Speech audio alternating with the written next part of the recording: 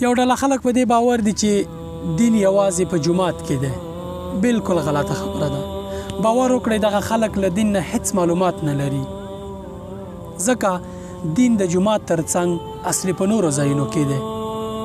دین ستا په دفتر کې دی، په بازار کې دی، په دکان کې دی، له خلکو سره په چلند کې دی، او د ټولنې په نورو برخو کې دی، بالاخره ستا په کور کې دی.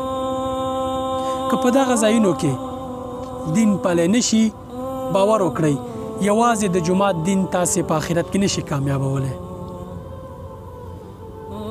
د دنیا ژوند ډېر ګران، وخت کم، مسؤلیت ډېر، او د آخرت امتحان ډېر سخت دی.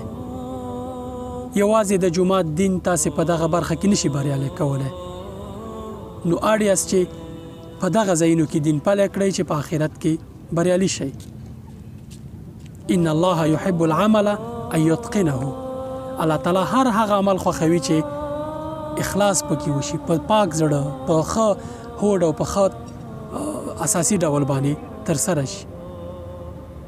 که عمل دغسې نه وي، له خلکو سره چلند دغسې نه وي، دکانداري دغسې نه وي، راکړه ورکړه د الله تعالی د خوښې وړ نه وي، باور وکړئ هېڅ ګټه درته نه کوي. او که برعکس د الله تعالی د خوښې وړ وي، د آخرت په لوی امتحان کې تاسې بریالي کولی شي.